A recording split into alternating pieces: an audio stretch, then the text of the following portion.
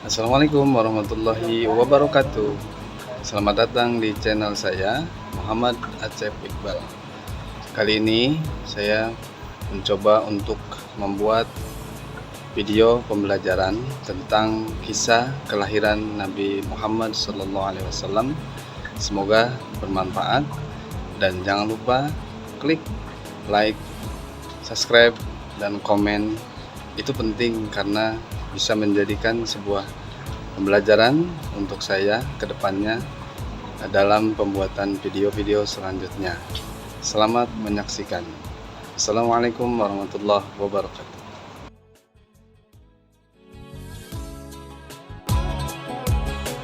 Awal kisah kelahiran Nabi Muhammad sallallahu alaihi wasallam sampai beliau diangkat menjadi nabi atas utusan dari Allah Subhanahu wa taala. Kisah kelahiran Nabi Muhammad sallallahu alaihi wasallam dimulai di Mekah pada tahun 570 Masehi. Ibunya bernama Aminah binti Wahab melahirkan Muhammad sallallahu alaihi wasallam pada bulan Rabiul Awal. Nabi Muhammad SAW dibesarkan oleh kakeknya yang bernama Abdul Muthalib. Sedangkan ayahnya yaitu Abdullah wafat sebelum Nabi Muhammad dilahirkan. Kelahiran Nabi Muhammad SAW adalah momen penting dalam sejarah Islam. Dalam sejarah kisah Nabi, kejadian-kejadian ajaib yang terjadi pada saat Nabi Muhammad dilahirkan seperti sinar terang yang memenuhi langit dan keajaiban-ajaiban lainnya. Ini menandai awal dari kehidupan yang luar biasa dan misi yang agung yang beliau jalani sebagai nabi terakhir dalam agama Islam. Setelah kelahirannya, Nabi Muhammad SAW dibesarkan oleh kakeknya yaitu Abdul Muthalib selama beberapa tahun. Kemudian setelah kakeknya wafat, beliau diasuh oleh pamannya yang bernama Abu Thalib. Masa kecilnya dihabiskan di antara gurun pasir yang luas di sekitar Mekah, di mana beliau belajar tentang kehidupan, perdagangan, dan adat istiadat Arab. Meskipun lahir dalam keadaan yang sederhana, takdirnya dipenuhi dengan peristiwa yang mengubah sejarah. Setelah beberapa tahun, Nabi Muhammad SAW mulai bekerja sebagai pedagang. Ia dikenal sebagai seorang yang jujur, amanah, dan bijaksana di antara masyarakat Makkah. Sebagai seorang yang introspektif, beliau sering berkunjung menuju ke Gua Hiro untuk berkontemplasi dan berdoa. Pada suatu malam yang bersejarah di bulan Ramadan, ketika beliau berusia 40 tahun, malaikat Jibril datang kepadanya dan memberikan wahyu pertama dari Allah Subhanahu wa taala. Dan Nabi Muhammad SAW memulai misi kenabian beliau yang mengubah dunia. Pada saat itulah dimulainya perjalanan spiritual Nabi Muhammad SAW yang membawa pesan Islam kepada umat manusia. Dengan wahyu-wahyu yang diterimanya dari Allah Subhanahu wa taala melalui malaikat Jibril selama 23 tahun. Berikutnya, beliau mengajarkan ajaran-ajaran tauhid, keadilan sosial, dan kasih sayang kepada sesama.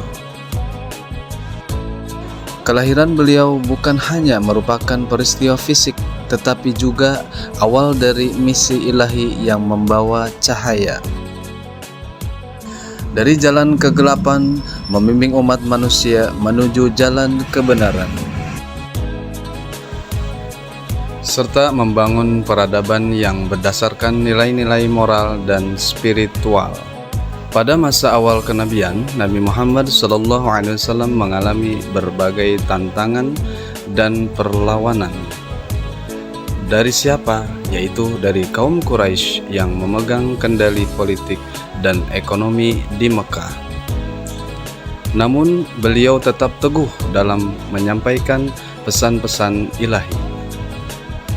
Meskipun menghadapi intimidasi, penolakan, dan bahkan kekerasan, keberanian dan kesabaran beliau menjadi teladan bagi para pengikutnya yang mulai tumbuh secara bertahap meskipun dalam keadaan yang sulit.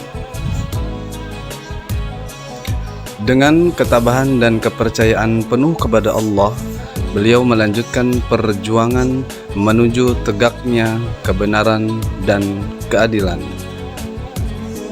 Selama perjalanan kenabian, beliau Nabi Muhammad SAW juga mengalami peristiwa-peristiwa penting seperti Isra dan Mi'raj, di mana beliau melakukan perjalanan malam yang luar biasa dari Masjidil Haram di Mekah ke Masjidil Aqsa di Yerusalem, dan dari sana ke langit ketujuh untuk bertemu langsung dengan Allah Subhanahu wa Ta'ala.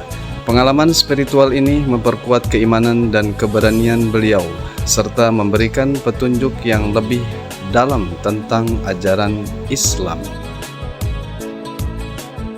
Meskipun menghadapi banyak cobaan dan rintangan, Nabi Muhammad SAW terus memimpin umatnya dengan teladan yang luar biasa, meneguhkan ajaran-ajaran Islam sebagai jalan menuju keselamatan dunia dan akhirat.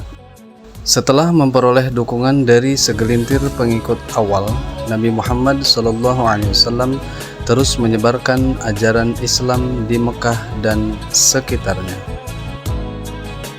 Meskipun beliau dan para pengikutnya menghadapi penindasan yang semakin meningkat dari orang-orang Quraisy, mereka tidak pernah menyerah dalam menyampaikan pesan yang diberikan Allah Subhanahu wa Ta'ala. Pada tahun 622 Masehi, Nabi Muhammad SAW dan para pengikutnya hijrah ke Madinah. Perjalanan ini menjadi sebuah peristiwa penting yang menjadi awal dari kalender Islam. Perjalanan hijrah ini bukan hanya merupakan tindakan perlindungan diri, tetapi juga sebuah langkah strategis untuk membangun komunitas Islam yang kuat dan mandiri di Madinah. Di Madinah, Nabi Muhammad SAW mendirikan sebuah negara Islam yang berdasarkan prinsip-prinsip keadilan, persaudaraan, dan kebersamaan. Beliau membangun konsensus antara suku-suku Arab yang saling berseteru dan suku-suku Yahudi yang tinggal di Madinah. Nabi Muhammad SAW juga memimpin berbagai ekspedisi militer untuk membela umat Islam dari ancaman luar dan untuk menegakkan keadilan di wilayah-wilayah sekitarnya. Selama periode di Madinah, Islam berkembang pesat dan banyak orang yang masuk Islam, baik dari suku Arab maupun non-Arab. Selama tinggal di Madinah, Nabi Muhammad SAW juga mengembangkan konsep-konsep hukum dan tata negara dalam Islam.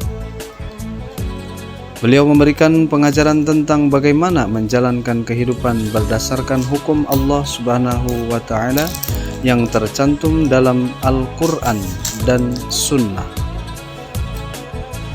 Pada saat yang sama, beliau juga memberikan contoh kepemimpinan yang adil dan bijaksana, menjadi teladan bagi para pemimpin masa depan dalam umat Islam. Di antara pencapaian penting beliau di Madinah adalah pembentukan Konstitusi Madinah, sebuah dokumen yang menetapkan hak-hak dan kewajiban semua warga negara tanpa memandang suku atau agama. Selama di Madinah, Nabi Muhammad SAW juga meneruskan misi dakwahnya dengan mengirim utusan kepada pemimpin-pemimpin bangsa lain, termasuk Raja Persia, Kaisar Bizantium, dan para pemimpin suku Arab di sekitar Madinah. Tujuan utusan ini adalah untuk menyampaikan pesan Islam dan untuk membangun hubungan baik antara Madinah dan negara-negara tetangga. Hal ini menunjukkan visi Nabi Muhammad SAW yang luas dan keinginannya untuk menyebarkan ajaran Islam tidak hanya di kalangan suku Arab tetapi juga di seluruh dunia. Allahumma salli wa sallim ala Sayyidina Muhammad wa ala alihi wa sahbihi wa sallam. Walhamdulillahi rabbil alamin. Wallahu a'lam.